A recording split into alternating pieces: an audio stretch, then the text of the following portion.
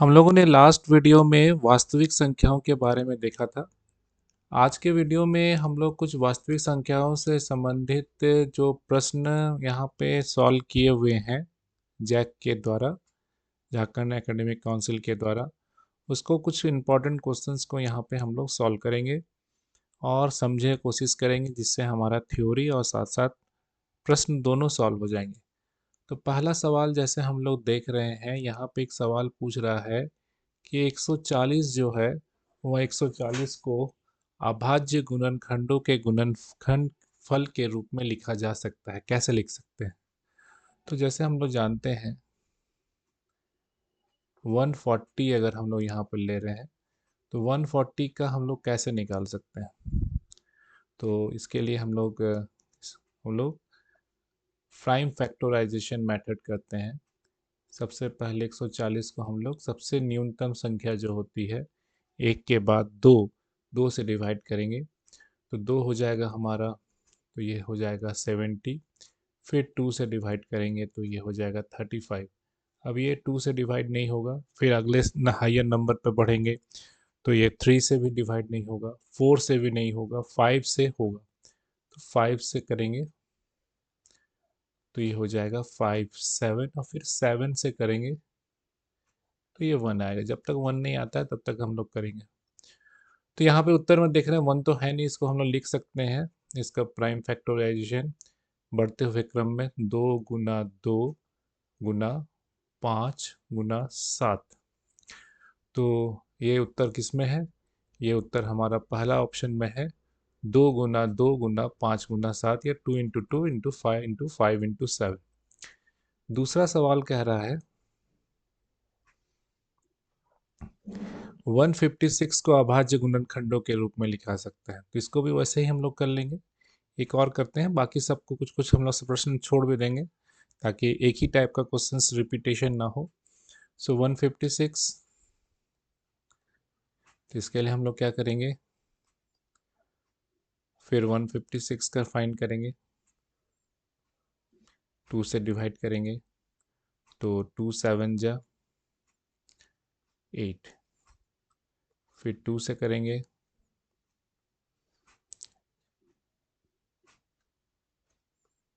ठीक है। अब ये 2 से डिवाइड नहीं होगा, अब 3 से जाएगा ये, ठीक है। अब ये 13 से जाएगा, 13 का 13 से तो और होगा नहीं कोई, तो इसको हम लोग लिख सकते हैं 2 इंटू 2 इंटू 3 इंटू 13। सो ये ऑप्शन नंबर सी में है इसका उत्तर, तो इसका उत्तर हो जाएगा सी। इस तरह हम लोगों ने दो सवाल सॉल्व कर लिया एक ही टाइप का। इसके बाद है हमारा क्वेश्चन नंबर 3 कि यदि 156 का अभाज्य गुणनखंड 2 to the power x into 3 गुना 13 है तो x का नाम फाइंड करना है। सबसे पहले 156 का भी हम लोगों ने अभाज्य गुणनखंड फाइंड किया, ये था 2 गुना 2 गुना 3 गुना 13।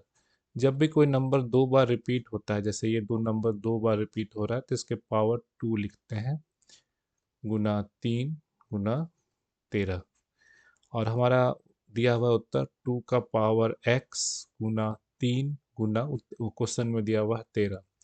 तो अगर हम मिलाते हैं, 2 का पावर यहाँ पे x है और यहाँ 2 का पावर है 2, यानी x का वैल्यू कितना हो जाएगा? 2। सो यहाँ x का वैल्यू, इसका आंसर हो जाएगा हमारा डी नंबर, ठीक है। इसी तरह से फिर फोर्थ नंबर बना रहे हैं हम लोग।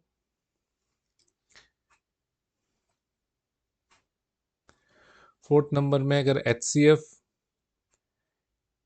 150 और 92 का 2 है तो LCM 150 का मान निम्न में से चुने, ठीक है। तो हम लोग जानते हैं HCF और LCM का फॉर्मूला होता है कि HCF गुना LCM इज इक्वल टू होता है, दो अगर नंबर है हमारा A और B दोनों का प्रोडक्ट। तो यहाँ पे HCF हमारा दिया हुआ है 2, LCM हमको फाइंड करना है। पहला नंबर है 510 510, दूसरा नंबर है 92। तो यहाँ से एलसीएम हमारा हो जाएगा 510 इंटू 92 डिवाइडेड बाई 2। 2 से काटेंगे, कोई भी काट लें, दोनों में से कुछ भी काट सकते हैं। ठीक है, अब इसको क्या करेंगे, 510 को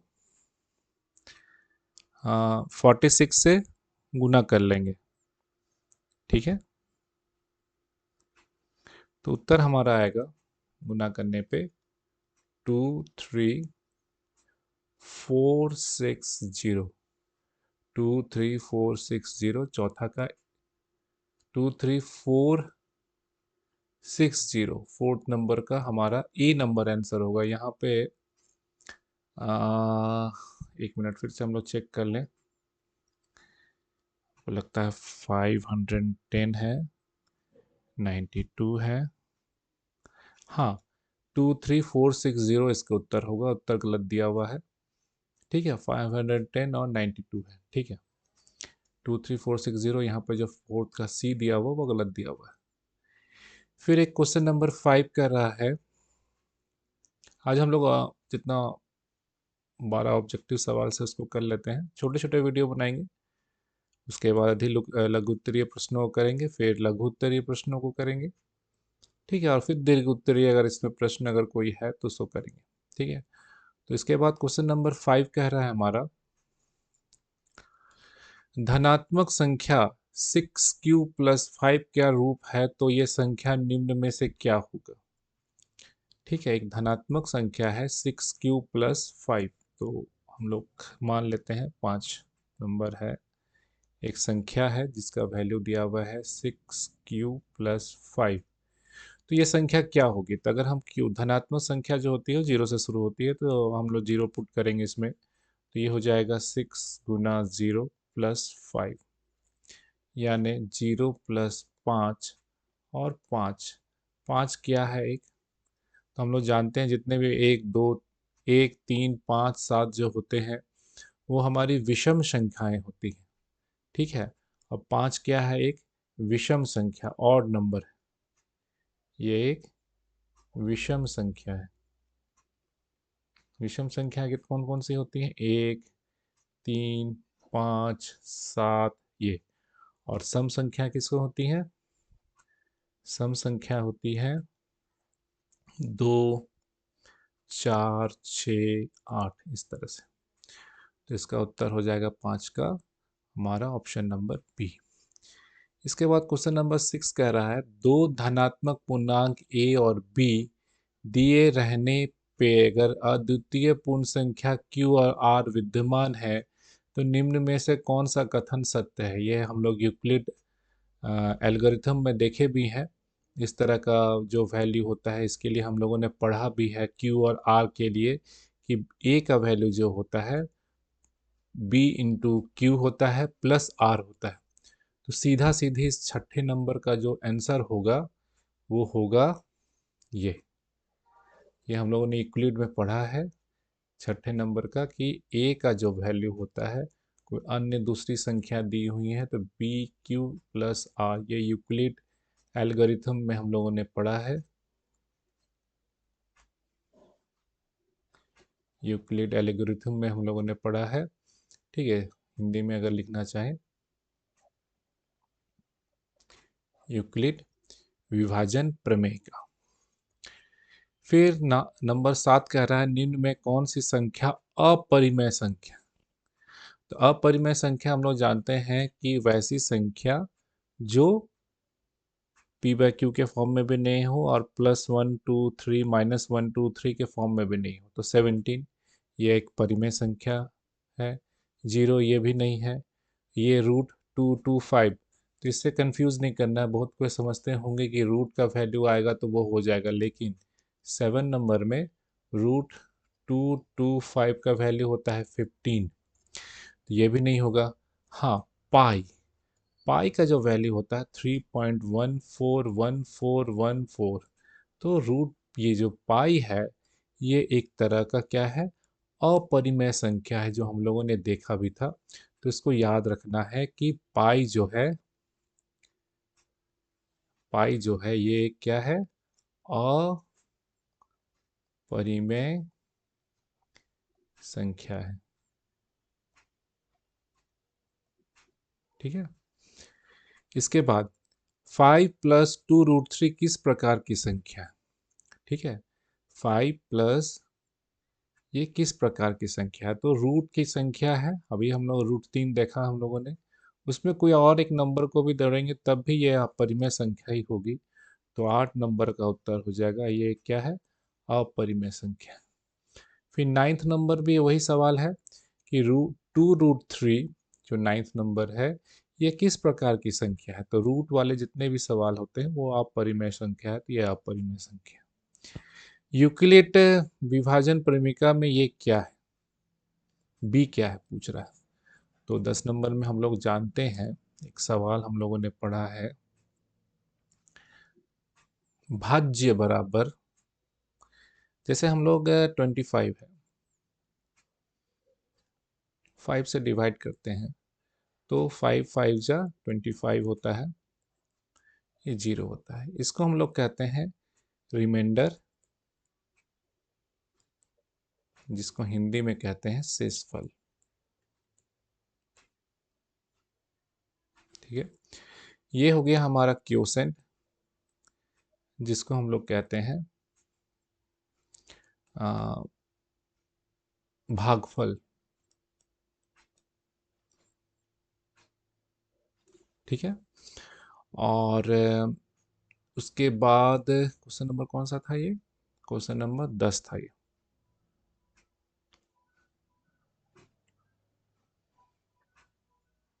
और ये है हमारा भाज्य,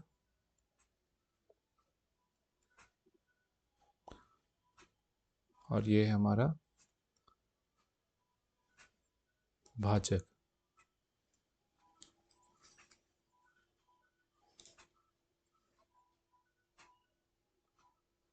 तो हम लोग जानते हैं भाज्य, नहीं, भाजक बराबर, हम लोग शायद कुछ गलत लिख रहे हैं।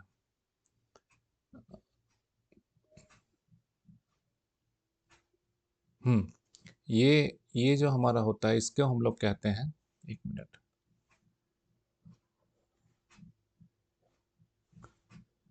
ये हमारा होता है भाज्य, ये होता है भाजक, जो भाग कर दिया जाता है। तो हम लोग जानते हैं भाज्य बराबर होता है भाजक गुना भागफल प्लस शेषफल, यही हम लोग पढ़ते आ रहे हैं।